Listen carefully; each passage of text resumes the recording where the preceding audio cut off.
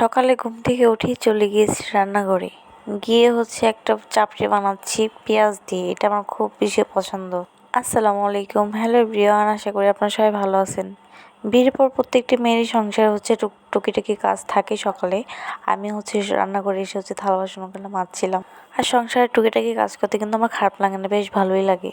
আজকে অনেক দেরি হয়ে গেছে ঘুম থেকে উঠতে।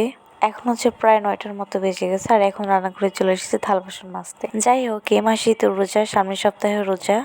তো আপনারা কি কি প্রস্তুতি নিয়ে নিছেন? ঘরটর কি সবাই গুছিয়ে ফেলছেন? আমি কিন্তু এখনো ঘরে কাজ ধরি নাই, এখনো পারা হয় নাই। বাচ্চা সামলায়, সংসার সামলায় একদমই পারা যাচ্ছে না। তবে খুব শীঘ্রই তাড়াতাড়ি সবকিছু পরিষ্কার করে ফেলবো। আমরা যেহেতু শহরে থাকি, সে কারণে 9টা আমাদের কাছে কোনো ব্যাপার না। 9টা 10টা যারা গ্রামে, তারা সকালেই 9টার দিকে তাদের খাওয়াও কমপ্লিট হয়ে যায়, রান্নাবান্না তো আগেই হয়ে যায়। আমার কাছে কেন জানি গ্রামের জীবনটাই অনেক ভালো লাগে শহরের জীবনের চেয়ে। শহরের না আর ভালো লাগে না, একটা বন্দি জীবন শহর। কোথাও যাওয়া যায় না, কারোর ফ্ল্যাটে যাওয়া যায় না।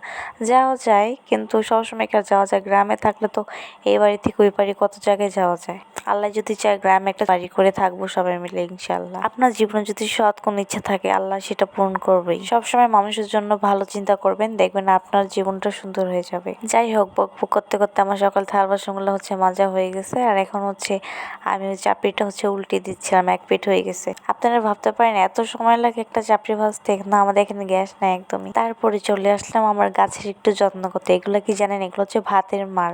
এগুলো কালকে রাত্রের বাসি মার। এগুলো পানি দিয়ে মিশিয়ে নিয়ে এসেছি। এটা গাছের জন্য অনেক উপকার। এক কথায় বলতে পারেন এটা একটা সার। আমাদের যেভাবে খাবারের প্রয়োজন আছে, গাছেরও তো খাবারের প্রয়োজন আছে, তাই না? ওদেরকে একটু পুষ্টি দিচ্ছি। যেহেতু আমার এখানে কোনো সার টার নাই, তো আমি বাসায় তৈরি করলাম আর কি সার। এটা আমি অনেক ভিডিওতে দেখছি দিতে, সেজন্য দিলাম। তারপর জামা কাপড়গুলো ধুয়ে নিয়ে আসলাম। এটা আপনাদের ভাইয়ের প্যান্ট। এটা ছাদে দিয়ে আসবো।